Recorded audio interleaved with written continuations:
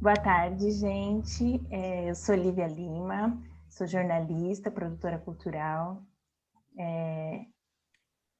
mestre em estudos culturais também, integro projetos colaborativos relacionados à periferia aqui em São Paulo.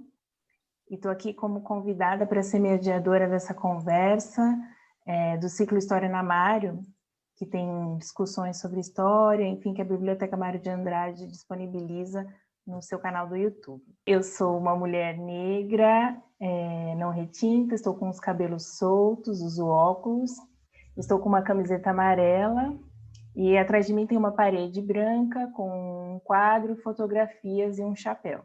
E hoje a gente está aqui para fazer uma conversa sobre uma publicação que foi lançada recentemente, que é o livro Clássicas do Pensamento Social, Mulheres e Feminismos no Século XIX, que é uma publicação organizada por Verônica Tost Daflon e Bila Sorge. E a gente tem aqui como convidadas a Verônica Tost Daflon e também a Constância Lima Duarte, para a gente falar um pouco sobre o livro, sobre as temáticas que envolvem o livro, sobre as autoras que estão nessa obra, e falar um pouco sobre o contexto do feminismo, né, desde o século XIX, e também trazendo um pouco para os dias de hoje, né? Eu vou convidar agora um pouco para apresentar para vocês a Verônica Tost Daflon e a Constância Lima Duarte. A Verônica Tost Daflon é professora adjunta do Departamento de Sociologia da UF e é doutora em Sociologia pelo Instituto de Estudos Sociais e Políticos da UERJ. Ela publica artigos, livros nas áreas de gênero e relações raciais. E a Constância Lima Duarte é mestre em Letras pela Universidade da PUC do Rio de Janeiro, doutorado em Literatura Brasileira pela USP. Cumpriu programas de pós-doutorado na UFRJ e na UFCC. E dentre as publicações que ela já tem, né, ao longo de uma grande carreira, destacam Sinísia Floresta, Vida e Obra, e Imprensa Feminina e Feminista no Brasil, século XIX. Boa tarde, Constância e Verônica. Muito obrigada por estarem aqui, por aceitarem o convite. Eu também agradeço, né, o convite da Mário de estar aqui nessa mediação e falar dessa conversa. Agradeço também a oportunidade de ter tido contato com essa obra, né? Fiquei muito feliz, assim, aprendi bastante. Fiz a leitura para a gente estar aqui falando sobre ela um pouco e realmente fiquei muito admirada com as autoras que conheci, que realmente eu não conhecia. E eu acho que isso que é importante a gente destacar aqui, né?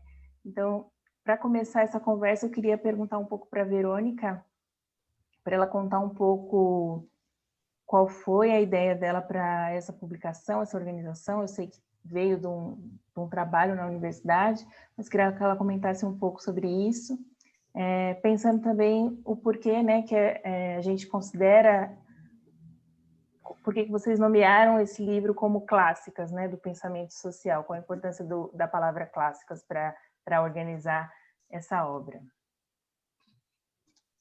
Obrigada, Lívia. Então, saúdo Lívia, Constância. É um prazer estar aqui. Eu também vou me apresentar. Eu estou de óculos de aro grosso, eu tenho cabelo loiro, eu estou contra um fundo branco e eu estou usando uma jaqueta de couro sintético.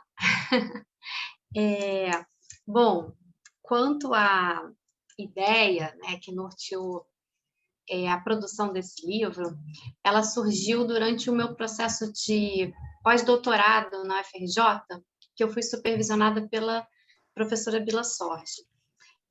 Durante o meu período na UFRJ, eu ministrei algumas disciplinas na área dos estudos de gênero e eu senti muita falta de uma literatura sobre gênero que pudesse ser ministrada junto com a dos autores canônicos clássicos da sociologia. Então, eu ministrei um curso que foi muito interessante em 2017, ou seja, já faz bastante tempo, né? E eu comecei a levantar essa literatura. E foi um curso muito bom. No final do curso, os alunos produziram uma espécie de paper, né? Eles produziram um trabalho sobre as autoras clássicas, a gente fez um seminário, a gente publicou um dossiê sobre elas. e a gente constatou que alguns desses textos tratavam de forma inédita de autoras que nunca, nunca foram discutidas no Brasil, como, por exemplo, a Harriet Martineau, que abre esse volume. Então, a partir daí, e trabalhando com a Bila, a gente começou a gestar essa ideia de fazer esse grande levantamento sobre autoras clássicas, com o objetivo principalmente didático. Então, eu espero, né, eu não sei das impressões de vocês, mas eu espero que quem tiver acesso a essa obra perceba que ela é uma espécie de guia inicial, né? A gente tenta pegar o leitor pela mão, né, e mostrar o que há de interessante, para onde olhar, sempre entendendo que isso aqui é só um aperitivo, né? A ideia é que a partir desse trabalho e de diversas outras iniciativas que a gente tem feito, né? A gente, por exemplo, deu um curso na Unbox sobre pioneiras da sociologia, que terá uma segunda edição, e que comece a florescer mesmo iniciativas como essa, que isso se multiplique no campo das ciências sociais. Essa foi a ideia. Por fim, a ideia de chamá-las de clássica vem da nossa constatação de que clássicos são socialmente construídos e sustentados por uma comunidade, né? Então, evidentemente, Marx, Weber, etc., não nasceram clássicos, são autores que têm obras muito valorosas, muito interessantes. Então, é evidente que não se torna clássico um autor que não tem contribuições relevantes a fazer, mas a gente sabe que aconteceu um processo histórico, social, de construção de um cânone. Portanto, chamá-las de clássica é uma provocação, né? E é uma sugestão para que a gente comece a, pelo menos, discutir se elas fazem jus a esse título ou não dentro das ciências sociais. Obrigada, Lili. Eu vou comentar aqui um pouquinho também sobre o livro, já que a Verônica comentou, as autoras que estão nele, né? Porque a gente não chegou a mencionar, então acho que é importante. Dentre elas tem a Alexandra Kollontai, a Alfonsina Storni, Ana Julia Cooper, a Charlotte Perkin Gilman, Ercília Nogueira Cobra, a Harriet Martineau, Pandita Ramabai Saravasti e Oliver Kreiner. Eu falei muito bem. Eu vou agora pedir para a Constância falar um pouco também com a gente, né? Seguindo um pouco nessa discussão sobre as clássicas. Constância, na sua longa trajetória de pesquisadora também desse tema, enfim, do feminismo, por que você acha que a gente ainda vive num contexto que coloca os feminismos como uma área à parte dos estudos, né? Assim, especificamente nesse caso na sociologia, acho que a Verônica depois também pode complementar quando a Constância falar também. Se vocês puderem falar um pouco sobre isso agora? Sim. Me apresentando, como me pediu, ela falou uma longa trajetória, porque eu tenho cabelos brancos. Tô longa trajetória, já tenho cabelos brancos. Atrás de mim tem alguns livros, estou com uma blusa de fundo preto com um floral. É um prazer estar aqui, conhecer Verônica, Lívia, é um prazer, agradeço muito o convite. Pegando uma falinha da Verônica, eu acho esse livro da maior importância. Ele vem preencher uma urgente, carente necessidade de história, né? de participação das mulheres na vida pública no século XIX. Eu acho importante, sempre eu digo isso para as alunas, que é importante lembrar, frisar para as novas gerações que o mundo não começou assim, como encontraram, que tivemos mulheres, muitas mulheres no mundo todo, que nos séculos passados, que batalharam para transformar o mundo num espaço melhor para as mulheres, né? Eu acho interessante. E esse livro, seu livro, Verônica, da Bila, o fato dele conter, além de análises, de informações preciosas sobre cada uma das escritoras, ele traz textos, excertos, preciosos excertos que mostram, vão mostrar, vão vão permitir aos estudantes interessados em geral o acesso direto ao pensamento delas, né? E isso eu não tenho dúvida, Verônica, eu penso que vai sim provocar e permitir muitas novas reflexões, muitas novas teses sobre elas. E outras, claro, né? Como Olívia lembrou, são 8. Alguém pode pensar assim, só 8? Não, não são apenas 8, são 8 mulheres que fazem toda a diferença, né? Para a reflexão do cânone das ciências sociais. E cada uma foi muito bem escolhida, porque não deve ter sido fácil a seleção, imagino, porque representam vozes distintas, né, que se completam, se complementam na reflexão sobre a mulher, seu papel social, na reflexão sobre o patriarcado. Você perguntou uma outra coisa, eu falei outra, Lívia, ou não? Eu perguntei um pouco no sentido, por que ainda as questões de gênero, né, de Sim, do forma na feminismo. academia, são colocadas um pouco à parte, né, dessa grande sociologia desse clássico, né, e de alguma forma por isso que elas acabam também não entrando nesse cânone, né, porque é um estudo à parte e não deveria. Acho que as falas delas no livro mostram isso, né, como para estudar a sociedade você precisa discutir questões de gênero também. Claro, é como se os nossos estudos, nosso conhecimento, até então, na literatura, nas ciências sociais, na psicologia, ele só tivesse um lado, o lado que os homens escreveram, que eles escreveram sobre eles, claro, né? Eles se autoproclamaram clássicos também. A misoginia, o corporativismo masculino, com certeza foi o que contribuiu para isso, para deixar as mulheres de lado, né? E é por aí, sabe? É como se nós conhecêssemos. Então, a gente está mostrando um outro lado, que a história também tem mulheres. E o interessante, Lívia, é que onde você pesquisar, onde qualquer área do conhecimento que você for, eu falo da literatura, que eu estou muito próxima, e da imprensa também, do jornalismo, mas onde você for pesquisar, você vai encontrar mulheres. E na pintura, nas artes, onde for, tem mulheres. Elas fizeram alguma coisa, apenas não são conhecidas. Isso é uma outra história, né? Sim, Verônica quer comentar também um pouco sobre isso? A respeito da sua questão, né, da sua pergunta, a gente acabou de aprovar um outro livro que vai sair em um ano, mais ou menos, pela editora universitária da UF, em que a gente discute, logo na introdução, precisamente essa questão que você levantou. Aproveito para fazer aqui uma propaganda prévia, né? Vai sair um novo livro sobre autoras clássicas da sociologia, contendo 14 autoras, e esses capítulos eles foram produzidos por várias colegas que colaboraram conosco. Então, cada uma escreveu sobre uma autora, né? E eu acho que esse livro vem complementar essa obra das clássicas, né? Apresentando outras autoras interessantíssimas e também algumas dessas reaparecem, né, nesse volume. E nessa introdução que eu escrevi com a Luna Campos, a gente discute essa questão, né? E eu subscrevo aqui tudo que a Constância falou a respeito da misoginia, do corporativismo, né?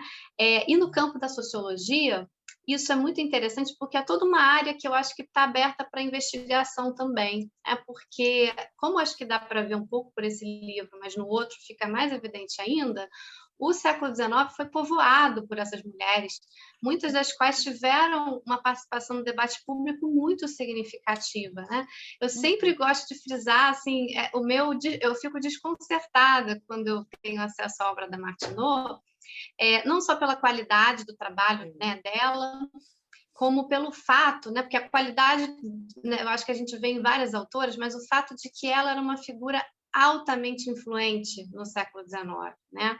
Ela era uma conselheira de Estado, ela era uma publicista, né? Ela estava diariamente nos jornais, né?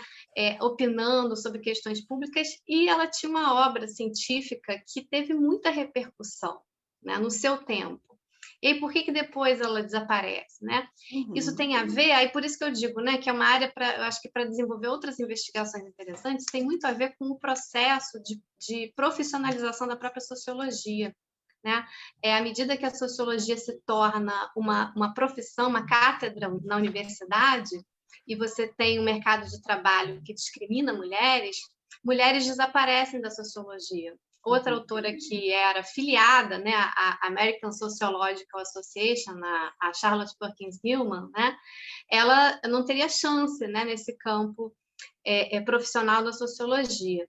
Então, com o desaparecimento de mulheres nesse campo, essas autoras precursoras desaparecem também, né? Porque não tem ninguém ali para fazer, né, para pleitear a inclusão delas nos programas de disciplina, né, nas pesquisas, né, enfim, nas primeiras compilações que vão sendo feitas já a partir do século XX, dessa sociologia do século XIX, né? Então a gente discute um pouco isso, mas fica também um convite para quem quiser estudar mais essa história das mulheres no campo da sociologia. Em todos os campos, Verônica, eu penso que em todos os campos. O convite está posto, sabe, já há alguns anos, né? Eu queria lembrar o mapa que vocês... foi muito interessante colocar aquele mapa abrindo o livro, porque nas primeiras páginas, logo, porque mostra, nos obriga, é como se fosse um leque, e nos obriga a perceber o quão mundial era a problemática feminina, né? E foi no século XIX, precisamente, que se intensificou a agitação das mulheres, que as ideias feministas tomaram fôlego, tomaram força, né? Se disseminaram. Eu acho muito interessante. Não sei se me precipito. Posso falar do feminismo? Posso?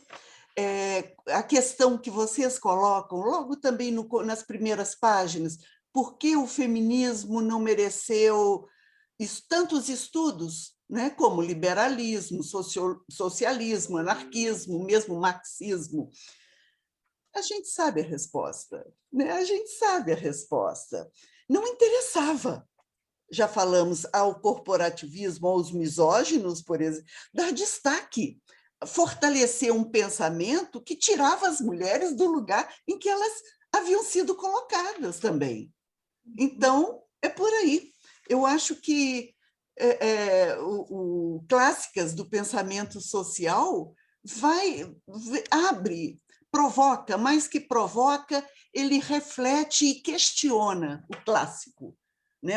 Esse conceito de clássico, de modelo, de cânone, né? Está perfeitamente questionado aí, solapado, solapa essa ideia de clássico. Eu acho bem interessante isso também, Constância, que você falou do mapa, né? Uhum. Eu particularmente venho dos estudos culturais, né? Do quanto também a gente, né, pensa hoje em dia nessa coisa decolonial, de sair do eixo, né, Europa, que eu acho que isso também tem a ver com clássicos, né? De que essas mulheres estão falando de outros lugares, né? De lugares de fala efetivamente diferentes, né? Rússia, Índia, né? América Incrível. Latina. Então, isso é muito importante também, né? Uhum. Também acho.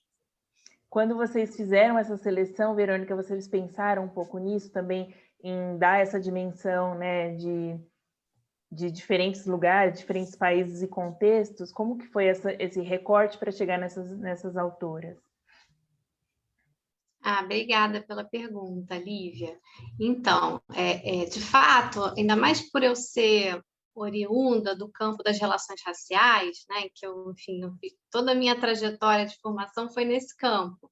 Seria muito difícil para mim construir um livro sobre pensadoras mulheres que não contemplasse essa diversidade de origens geográficas, de situação de classe, né, a questão racial.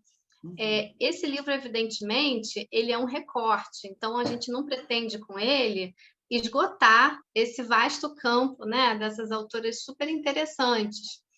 Então, a gente fez algumas escolhas para o livro, já algumas escolhas bem pragmáticas, né, que estão até relatadas na própria introdução, mas a gente também quis, e eu gostei muito do fato da Constância ter percebido isso, né, que cada autora contribuísse um pouco com uma perspectiva diferente, né? Dialogam. E que essas autoras também pudessem dialogar com a contemporaneidade, né? Então, a gente faz um esforço no livro de conectar certos insights, né, questões que elas levantaram, com debates contemporâneos dentro do campo dos estudos de gênero, né? Enfim. Então, a primeira coisa que a gente fez foi que a gente não incluiu nessa seleção autoras que já têm uma obra mais acessível, né, traduzida para o português. Então, por exemplo, ela é do século XVIII, né? Mas poderia, né, a gente poderia na coletânea lidar, por exemplo, com o trabalho da Mary Wollstonecraft, né, claro. uma grande referência, né? Outras autoras também não estão aí, como a Flora Tristan. A gente entendeu que esse livro é necessário, assim como um livro mesmo manual, né, para ser usado em sala de aula, né, para ser lido também fora, não necessariamente dentro das instituições acadêmicas, né?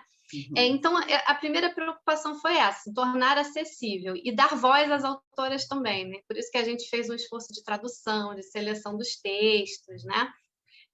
Foi um trabalho muito grande, algumas têm uma obra muito vasta, e fazer essas escolhas não foi simples também. Mas a nossa preocupação com a diversidade geográfica também foi um norte, né?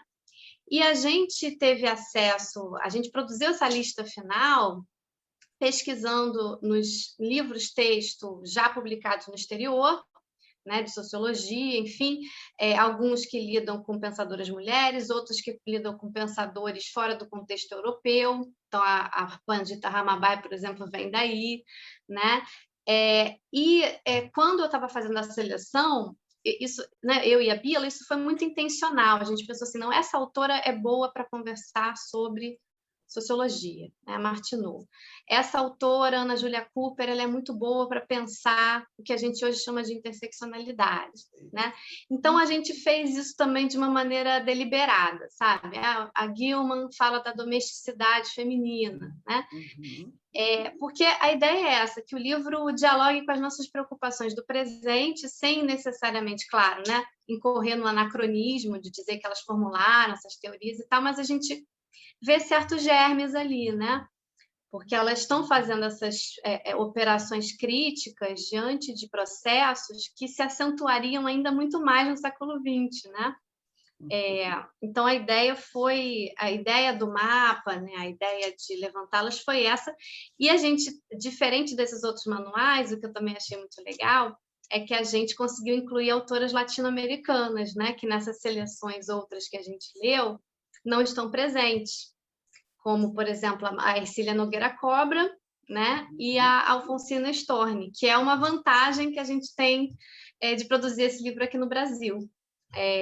Essas outras coletâneas lidam muito mais com o contexto ou anglo-saxão ou autores não, né, não anglo-saxães que escreveram em inglês.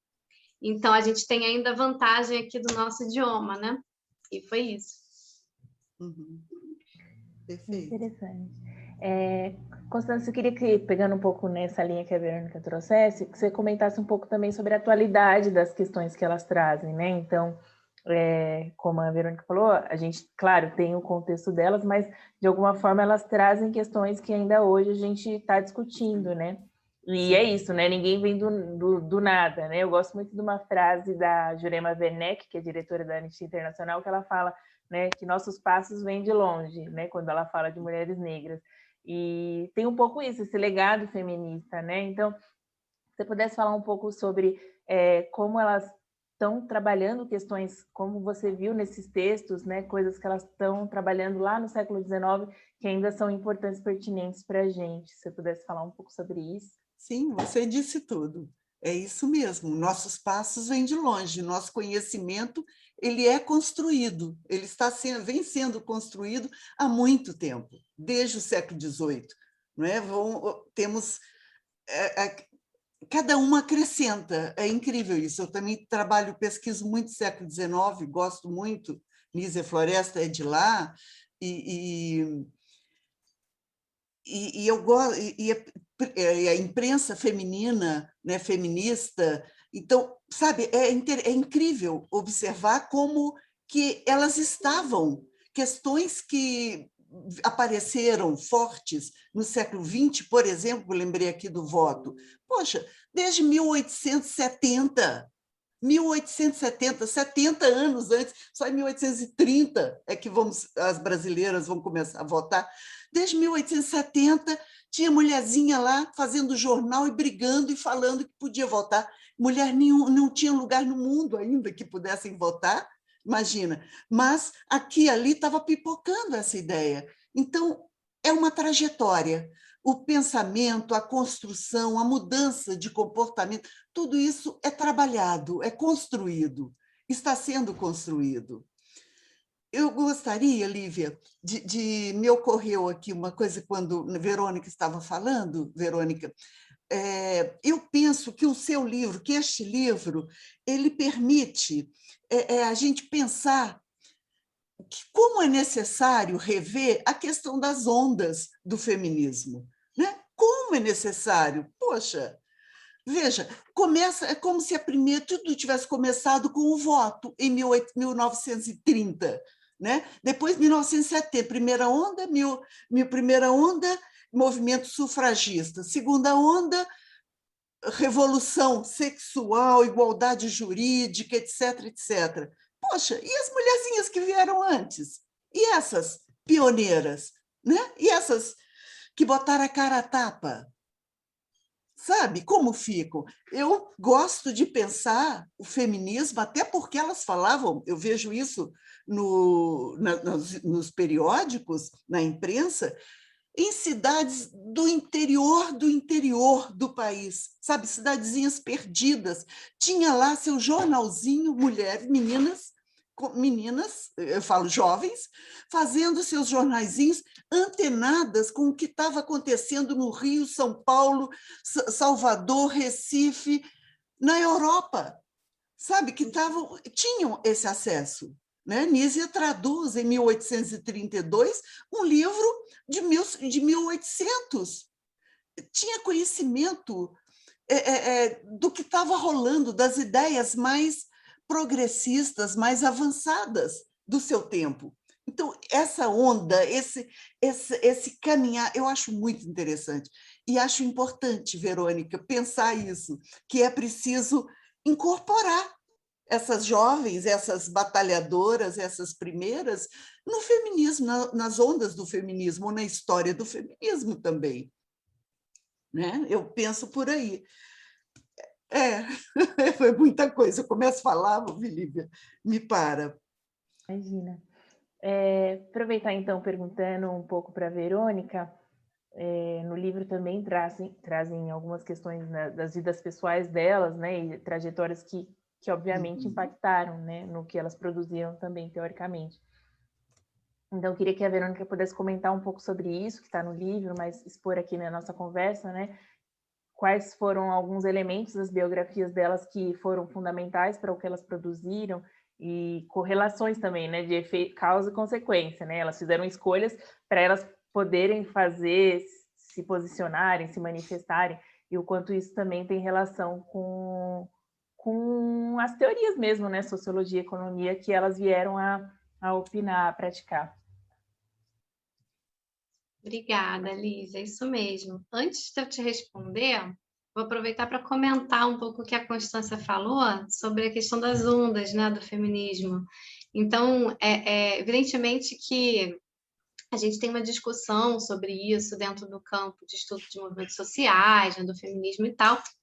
Agora, enquanto a gente fazia pesquisa, eu e a Bila, a gente realmente foi impactada assim, pela presença nessas autoras de debates que, dentro do esquema das ondas, só teriam acontecido muito tempo depois, né? Então, assim, eu acho que o livro, embora a gente não enuncie isso tão explicitamente no livro, mas eu acho que ele também provoca a própria história do feminismo, não só o cânone sociológico, mas a história do feminismo também, no seguinte sentido, né? A minha leitura disso tudo é que, de certa maneira, a história do feminismo costuma ser contada pelo próprio movimento social, né? E quando isso acontece, o movimento social ele cria seus próprios mitos, né? Suas próprias representações. Então, a história das ondas, ela me parece ser muito assim uma história criada a posteriori para dar sentido a certos segmentos, inclusive, que foram vencedores dentro do movimento. Né? Então, essa ideia de que primeiro pleiteamos tais direitos, depois tais outros, etc., isso fala muito mais sobre quem conta a história do que a história em si, né? Tem razão. Então, tem um livro muito legal chamado O Mito de Seneca Falls, que discute isso. Mostra assim que, por exemplo, nos Estados Unidos, aquele movimento ali no final do século, né, que depois vai se tornar sufragista, ele era tão diverso, né? Ele tinha também a presença das mulheres negras, do debate sobre a cidadania negra, né? E aconteceram, enfim, rachas dentro do movimento, né? Um certo setor do movimento se sobrepujou aos outros e escreveu essa história. Então, essas autoras, algumas foram engajadas diretamente com o movimento feminista, né? Como a Alfonsina Storni, a Charlotte Perkins Gilman, né? Então, e outras não, né? Outras não foram.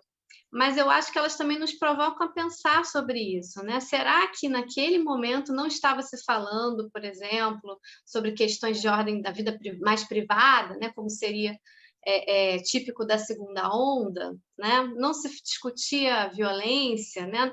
E eu acho que o livro acaba mostrando que não, né? Que os debates eram muito abrangentes em termos das questões que mulheres enfrentavam em diversas situações sociais, né?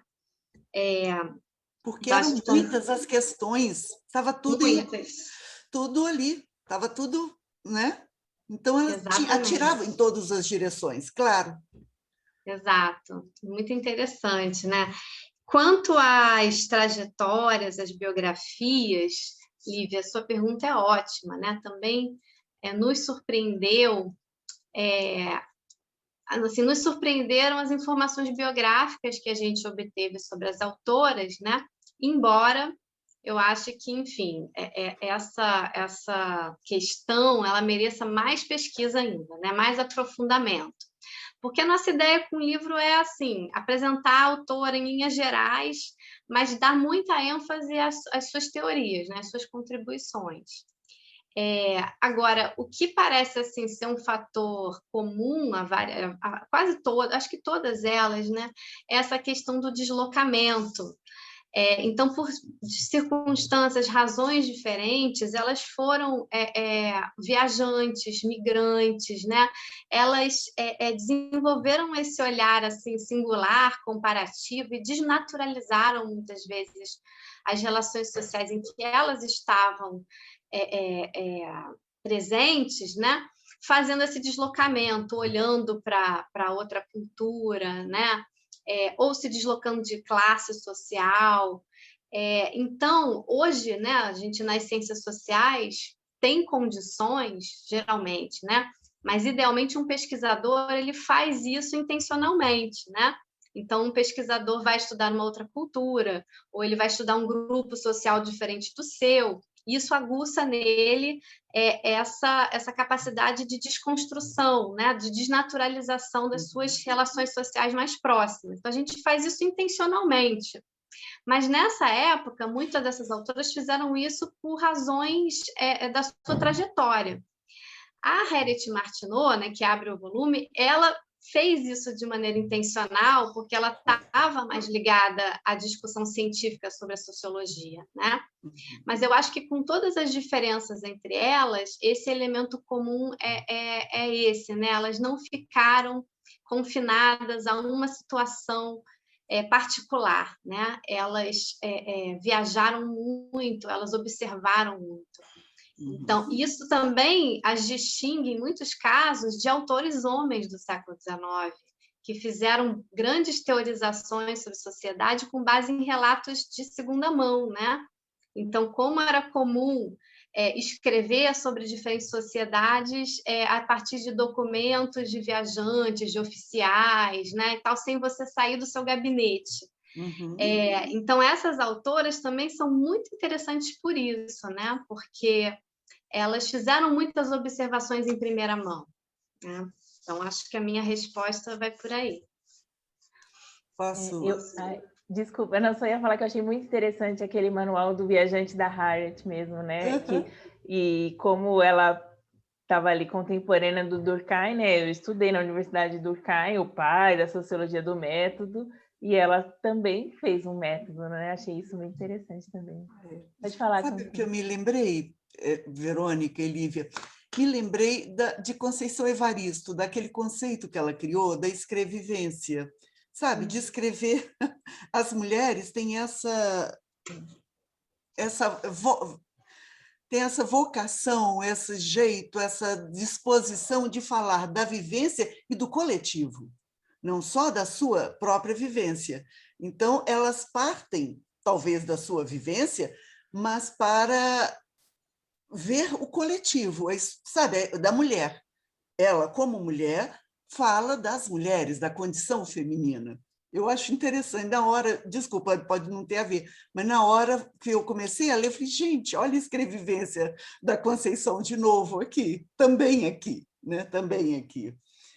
E outra coisa, Verônica, que eu reparei, vi, nem constatei, né, nessas pesquisas de mulheres do século de escritoras, que quando as mulheres elas têm acesso ao letramento, à escrita, imediatamente elas se apoderam da leitura e da crítica.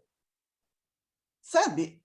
Claro, estou falando das exceções, daquelas raras, daquelas alfabetizadas, daquelas que tiveram. Quer dizer, a leitura vai lhes dar o estatuto, vai lhes dar a consciência do estatuto de exceção que elas representavam naquela massa de mulheres analfabetas, naquela população.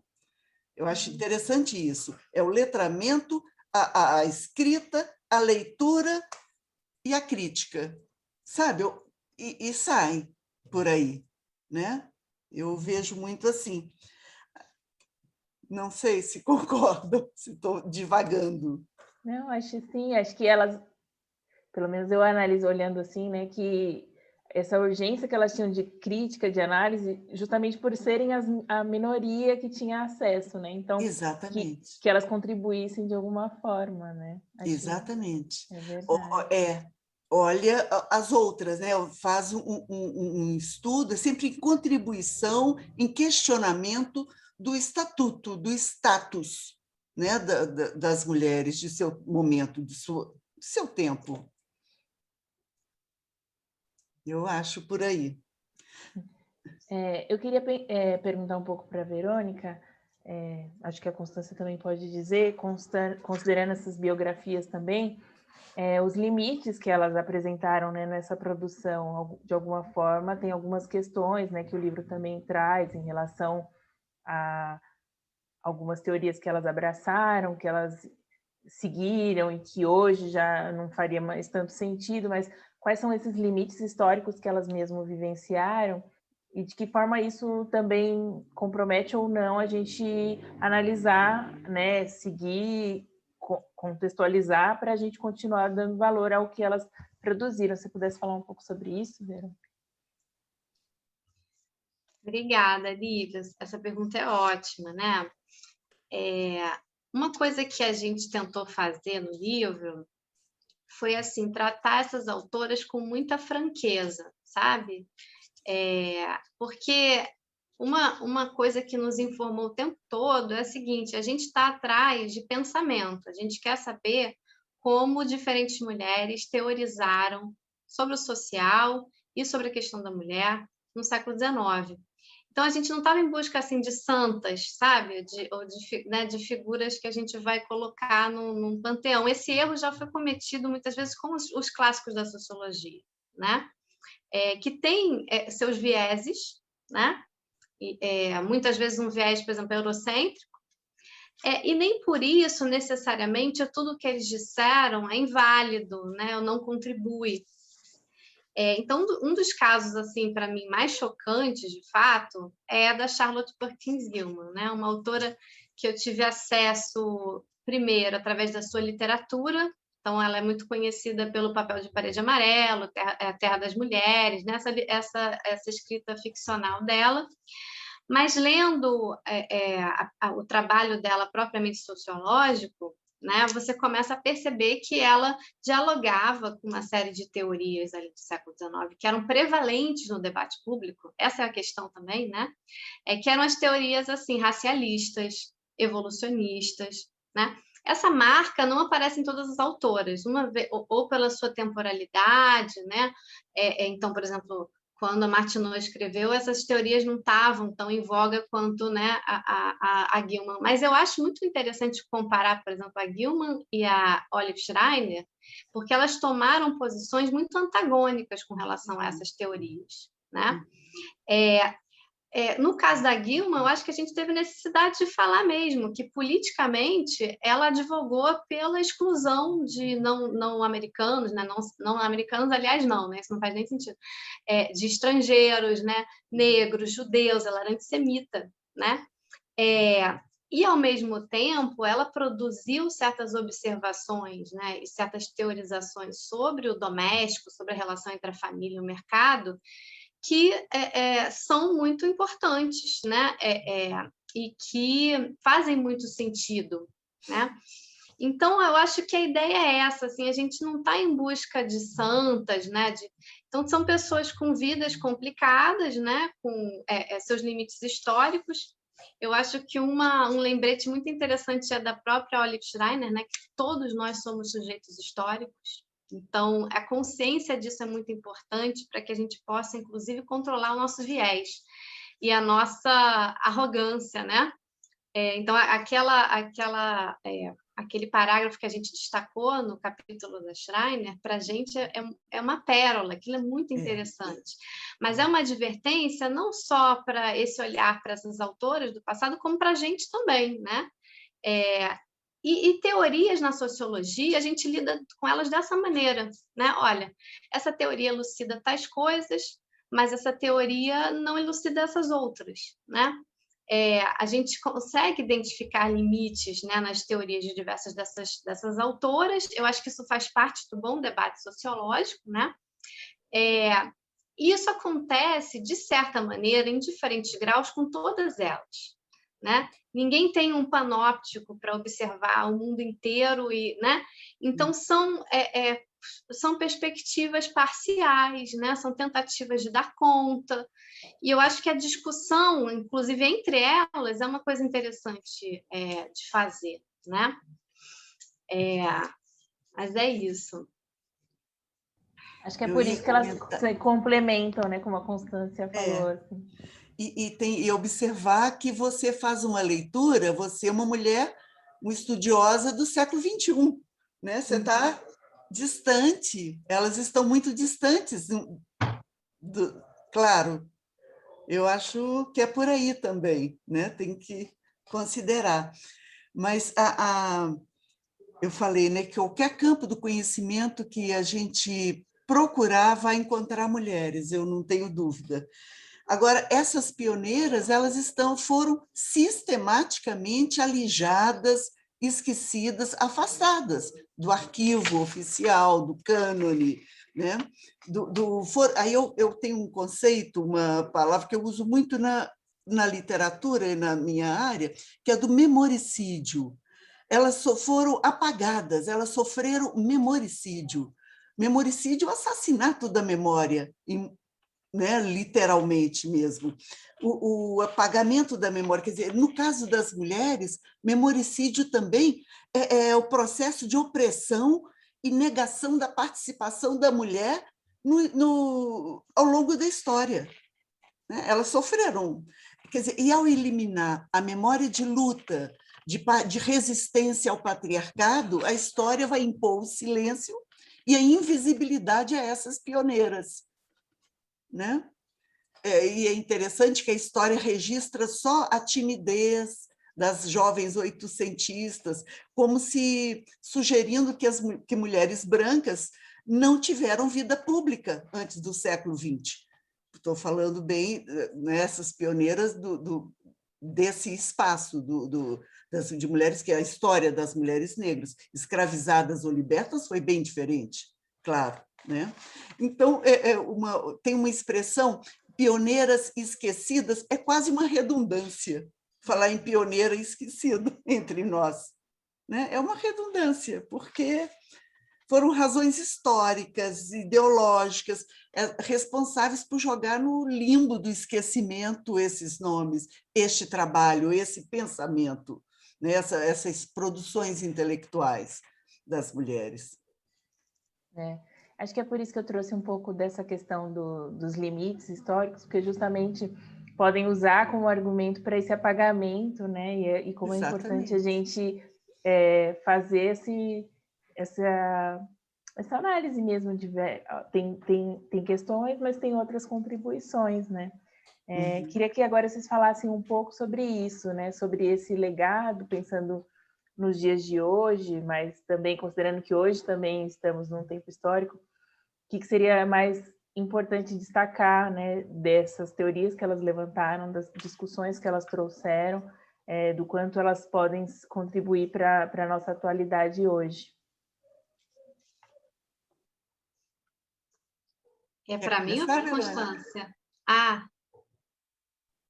Para as duas, assim, o que vocês acharem mais importante destacar. Eu acho que esse esquecimento, esse apagamento dessas pioneiras, dessa nossa história, teve como consequência uma amnésia social, um desconhecimento generalizado da história, da nossa opressão e da nossa resistência.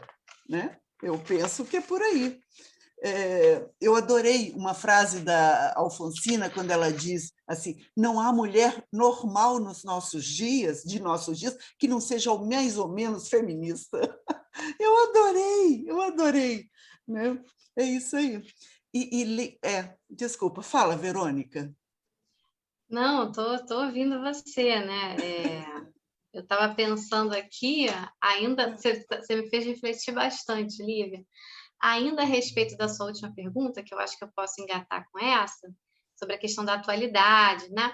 Eu acho que enunciar determinadas posições políticas que essas autoras tiveram, dar mais cientificidade à nossa análise sobre elas, né? Porque quando a gente sabe o contexto em que ela produziu aquelas ideias e a que tipo de posição política elas se filiavam, a gente tem mais condições para avaliar os próprios vieses daquilo que elas fizeram, né?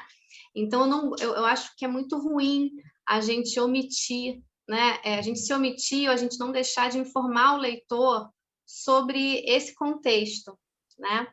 Então, a gente tentou fazer isso de alguma maneira com todas elas, mostrando, né, um pouco também, apontando um pouco qual era o seu tipo de ativismo, a que causas elas se filiavam, e isso a gente consegue ver que varia muito, né, entre essas autoras, embora, de alguma maneira, todas elas estivessem implicadas, de alguma forma, com a questão da mulher, né? E aí mulher entendida também sob, né, diversas...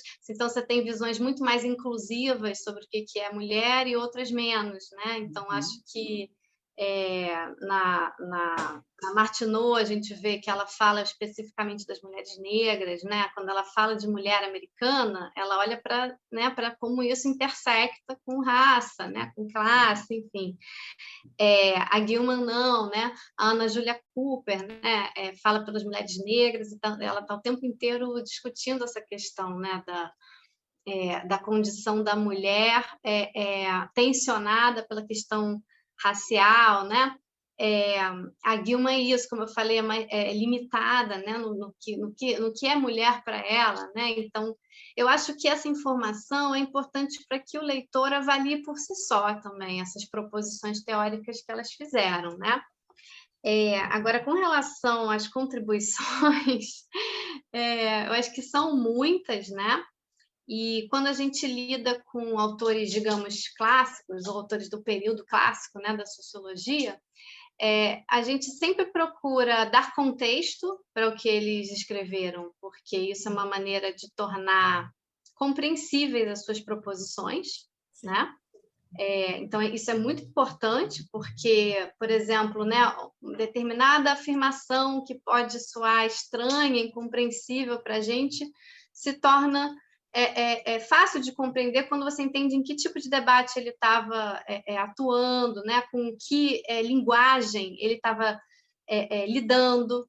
Então, por exemplo, essa linguagem dessa ciência racial do século XIX, né, eu acho que a gente procura expor um pouco ela para entender como é que isso perpassa, né, uma autora ou outra, né? Então, isso é bem importante. Mas, ao mesmo tempo, a ideia não é fazer né, pelo menos na sociologia, o historiador vai ter um olhar muito diferente sobre essas autoras, tá? Mas, na sociologia, a gente não está preocupado em ficar tão apegado a essa minúcia, né? Do contexto, né? Eu acho que isso é fantástico, é fabuloso. Mas a gente quer também ver o que é possível extrapolar daquele contexto, né? O que perdura, né? O que em termos teóricos continua interessante e pode ser produtivo, né? Então, a gente tenta caminhar, né? A gente tenta contemplar as duas coisas, né? Dar contexto, porque senão realmente muitas das discussões que elas tiveram não são compreensíveis para nós, né? E, ao mesmo tempo, tentar entender o que há de mais perene, sabe? Nessa produção. Então, assim, Lívia, se você me permite, né? É só para dar um aperitivo aqui, né? Para quem tá ouvindo, né? Mas a gente destacou nas autoras algumas contribuições que a gente acha interessante. Então, por exemplo, vou pela ordem, né? A Martineau nos parece apresentar uma sociologia que não marginaliza gênero, né? Porque a questão do nascimento, né? A questão do cuidado, a questão que ela chama dos afetos domésticos, né? Da vida privada, isso é central para a compreensão da sociedade, assim como outras coisas, Estado, né? A esfera da política institucional, né? Tudo isso é importante para ela. Então, para a gente, ela é meio exemplar, sabe? De que tipo de sociologia a gente gostaria, né? Uma sociologia que não fizesse essa cisão entre o público e o privado.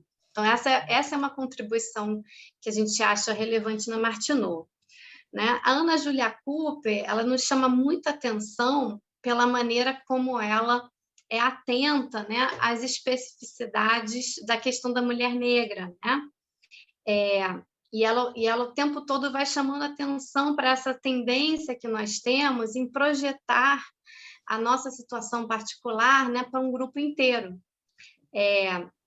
Então, né, nesse aspecto, ela para a gente está em diálogo com essas teorias mais contemporâneas que a gente chama de interseccionalidade, né?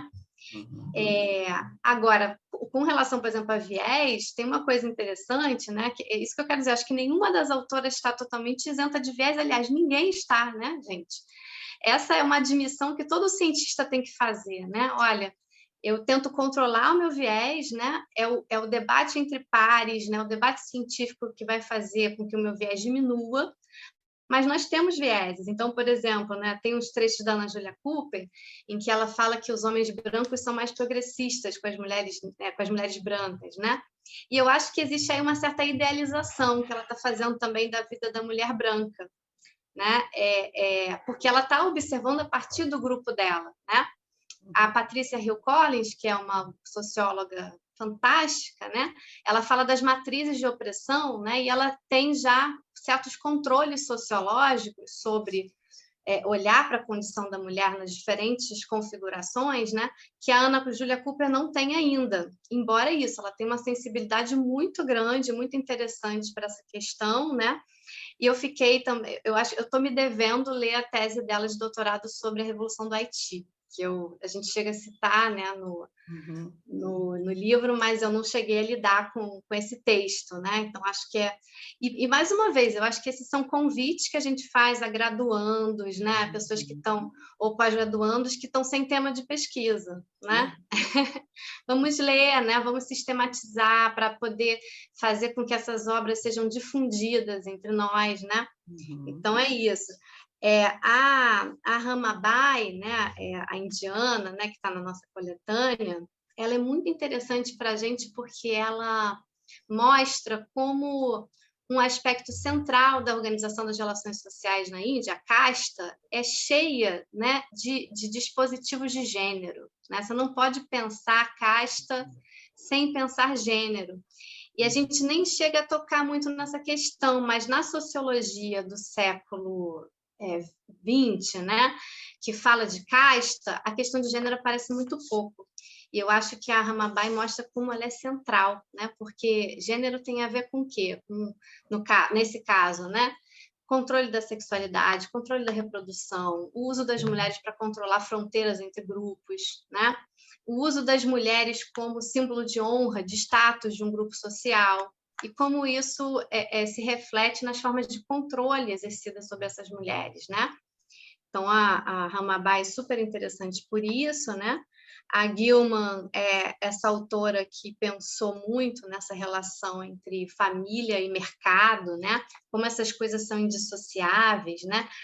Onde a gente coloca a mulher na estrutura de classes, né? A mulher casada, a mulher que não trabalha, né?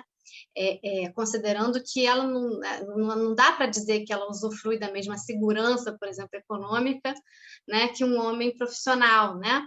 Então, ela está falando dessa questão interessante, né? E ela chega a falar também de algo que evoca certas discussões atuais sobre gênero, né? Que é como o cotidiano reafirma gênero, né? Como o gênero é exagerado. Ela fala pelas vestimentas, né? Pelas roupas, pelo fato de mulheres serem, no caso, mulheres brancas, né? Serem proibidas de praticar esportes para ficarem delicadas. Então, ela está falando desse artifício de gênero, né? Como o gênero como a gente constrói ele, né? E a gente reafirma e depois ele parece natural. Então, isso também é interessante. A Olive Schreiner, essa autora assim, sul-africana fantástica, que confrontou essas teses raciais do século XIX, né? Tentando, a partir desse olhar sociológico para as relações sociais, mostrar que aquilo ali era efeito das relações sociais e não da biologia, né? Pensando conjuntamente aqui, né, em raça, gênero, né?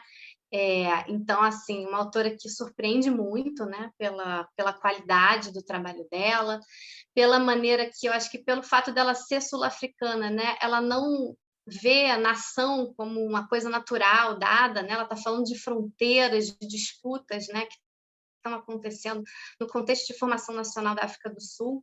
Se a gente olha para alguns outros autores, né, por exemplo, não todos os clássicos, mas o Durkheim, por exemplo, é alguém que não problematiza a nação, né? Ele acha, não, a sociedade é uma unidade, né? Então, assim, eu vou olhar para a sociedade a partir do fato social, que é geral, que é né?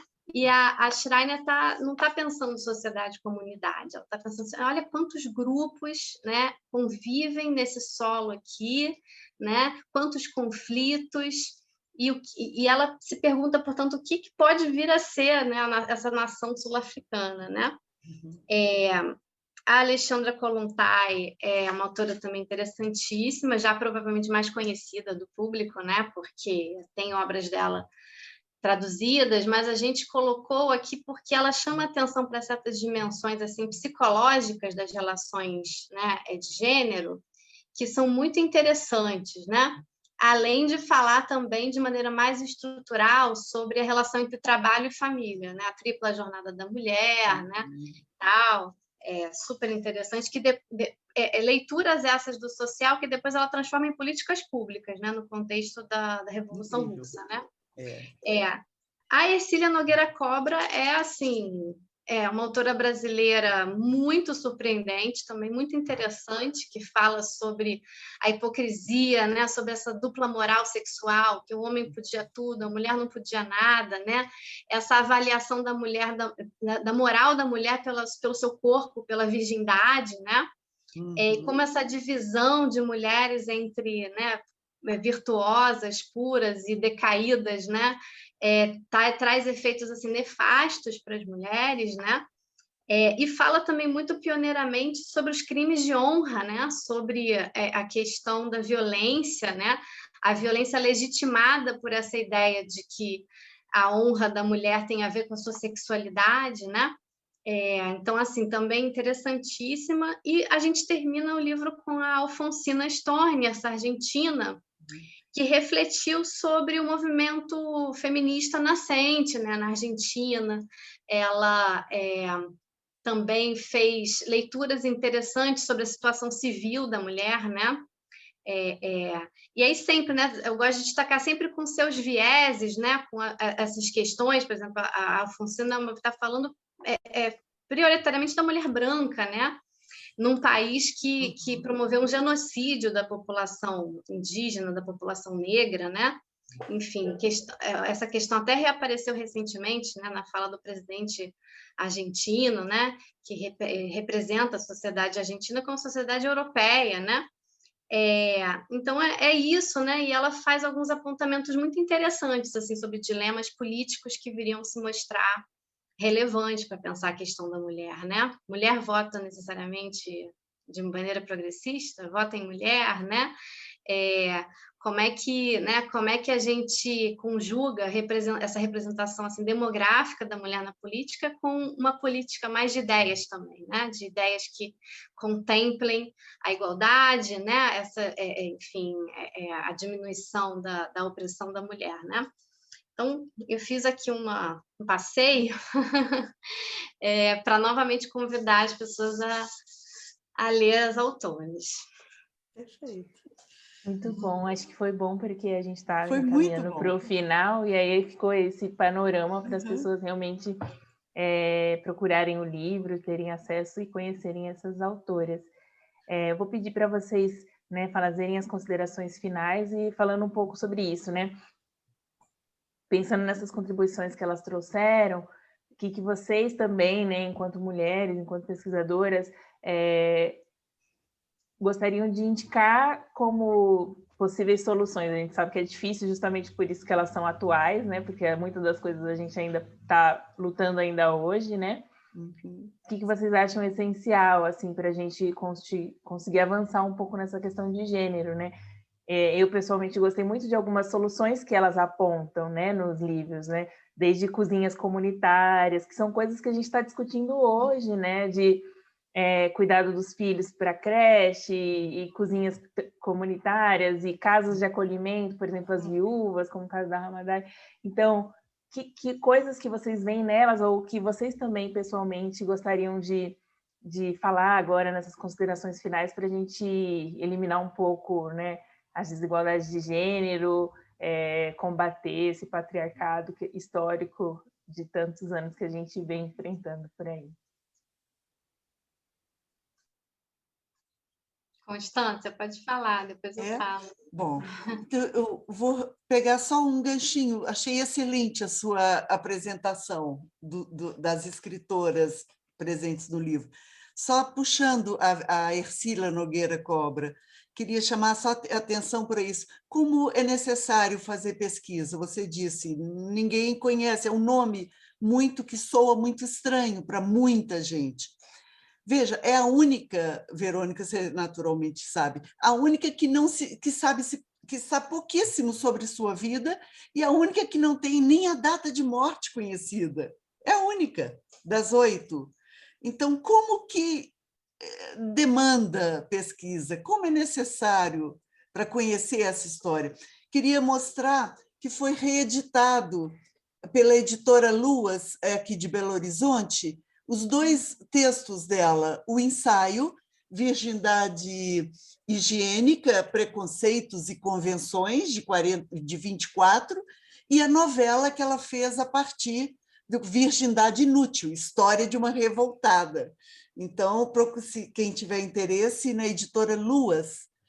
Esse livro foi lançado há 2 ou 3 meses apenas. É uma preciosidade. Aliás, essa editora está com uma coleção de precursoras, chama-se Precursoras, que é para a gente, para nós que gostamos dessa história, que estamos preocupadas com esse resgate. E para terminar, eu gostaria de ler um pequeno trecho que está no livro, na página 143, da Olive Schreiner, que eu gostei muito. Eu acho que está tudo ali. Olhem só o que ela diz em 1911. Eu vou recortar, não vou ler toda a citação. Eu gostaria de dizer aos homens e mulheres das gerações que virão depois de nós: vocês vão nos olhar com espanto, vocês ficarão surpresos com as lutas apaixonadas que alcançaram tão pouco. Vocês vão se espantar com tanto trabalho que deu tão pouco resultado. Mas o que vocês nunca saberão é como foi pensando em vocês e como foi para vocês que lutamos dessa forma e realizamos o pouco que pudemos, que foi imaginar uma vida mais plena e realizada para vocês, que encontramos consolo para a futilidade da nossa própria. E ela termina com uma frase brilhante: aquilo que desejei ser e não fui é o que me conforta. Olha, temos que tirar o chapéu, temos que respeitar muito essas mulherzinhas que nos antecederam. Verônica, você fecha. Constância, eu fico até emocionada, assim, porque quando eu li esse trecho, né, no livro da Schreiner, me chamou tanta atenção, né? Eu pensei, não, a gente tem que colocar esse trecho para abrir o capítulo sobre ela, né? Porque é de uma consciência assim, muito grande, né? Impressionante. Exatamente, é muito legal mesmo, é muito interessante. Então, assim, a pergunta da Lívia é super difícil, né? Mas é uma pergunta muito justa de se fazer, né? Depois desse trabalho de levantar, né? Que a gente fez de levantar o pensamento dessas mulheres e ver como tantas questões com que elas estavam lidando ali, né? Naquele momento, permanecem relevantes, né? E permanecem dilemas que a gente enfrenta, né? Na organização da nossa vida em comum, né?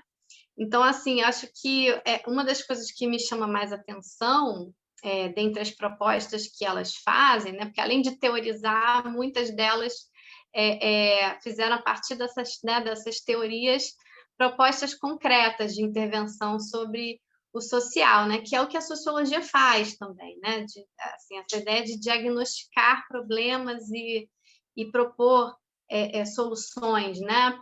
Isso é muito recorrente, é muito comum em determinadas áreas da sociologia, né? Então, uma das coisas que me chama muita atenção nelas, várias delas, é essa ênfase na necessidade de coletivização do trabalho, do cuidado, né? De reconhecer que essas relações, né, de reciprocidade, a interdependência entre nós, elas são assim fundantes do social. Então, é meio impressionante ler, por exemplo, alguns autores do século XX que estão tentando formular o que é, afinal, a sociologia, lidando com certos dilemas que essas autoras considerariam assim muito falsos, né? Então, existe uma sociologia que pensa, né, como o indivíduo se liga à sociedade, né, o que faz o indivíduo cooperar, né? O que faz com que os indivíduos coordenem suas ações, né? E aí ficam lidando com essa ficção desse indivíduo abstrato, independente, né? E essas autoras todas estão mostrando que o cuidado, a interdependência, né? Essas relações de reciprocidade são fundamentais. Então, acho que do ponto de vista teórico para a sociologia, eu acho que elas mudam a discussão de eixo, né? Eu acho que uma grande coisa que intrigava o Durkheim era assim, por que as pessoas cooperam? Por que as pessoas, né, são solidárias umas com as outras, né? E aí o Durkheim vai tentar achar isso na fonte disso, nas sociedades ditas primitivas, né? Na solidariedade mecânica, né? As pessoas são similares, então as pessoas cooperam, e nas sociedades modernas, a diferenciação, né, profissional, principalmente, faria com que as pessoas percebessem que dependem umas das outras e, portanto, se tornariam, né, cooperativas e solidárias umas com as outras. Ora, cadê as relações de dependência e de cuidado que acontecem, por exemplo, no âmbito familiar, né? Aí nessa formulação dessa grande questão da sociologia. Acho que para elas a pergunta não é nem por que as pessoas cooperam, né? Isso já está dado, né? Isso é tão evidente para quem está olhando da perspectiva das mulheres, né?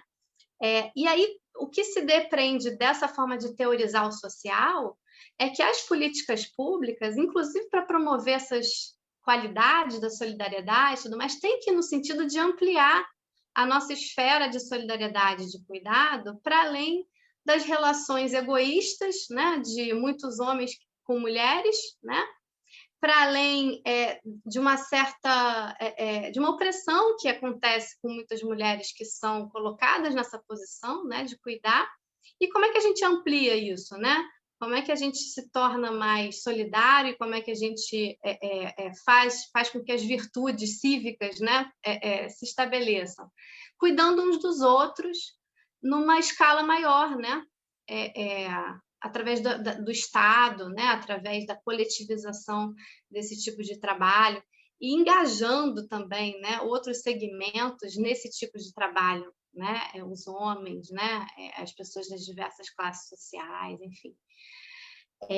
Então, Lívia, eu acho que eu vou parar por aí, mas assim, refletindo agora, porque você me fez pensar agora nessas coisas, eu acho que é isso que me chama a atenção nelas e é isso que eu tenho a dizer. Tá bem, tá ótimo. Obrigada, viu, Constância? Obrigada, Verônica. Obrigada, Biblioteca, pelo convite. Foi muito bom aqui, essa troca, aprendi muito. Estou aqui, quero reler o livro com mais calma depois para pensar em cada coisa que elas falaram, mesmo buscar outras coisas, né? E assim como a Constância, então, para encerrar, eu quero ler, então, também um trecho que eu gostei muito aqui. Está na página 63, que é da Ana Júlia Cooper. Vou ler rapidinho, assim, acho que também tem muito a ver com o que elas foram e com o que nós somos também hoje, né? Ela fala, nenhuma mulher pode colocar a si ou ao seu sexo à parte dos interesses que afetam a humanidade. Todos os campos da nova era devem lhe pertencer. Seus interesses estão em todo lugar e tudo perpassam. E cabe a ela se manter com inteligência e solidariedade em harmonia com todos os grandes movimentos do seu tempo e saber onde depositar o peso de sua influência. Aí ela continua um pouco, mas no final ela fala, estar viva em um momento como esse é um privilégio. Ser mulher, então, é sublime. Acho lindo isso. Ela tem uma escrita linda, né? A Cooper, né? Sim. Pessoas que são mais da área assim da literatura e tal, que leram o livro, assim, tipo, elegeram a Cooper como a favorita em termos da sua prosa, né? Ela muito combativa, assim, né? Você lê e você se sente mobilizado. Eu me senti bastante assim. Também me toca pessoalmente pelas questões que ela fala, claro. Mas eu acho que ela escreve de um jeito bem bonito mesmo, bem poético, né? Bom, encerramos aqui. Assim, daria para a gente ficar aqui falando muito mais, né? Mas a gente tem um tempo curto. Então é isso por hoje, gente. Obrigada e até uma próxima.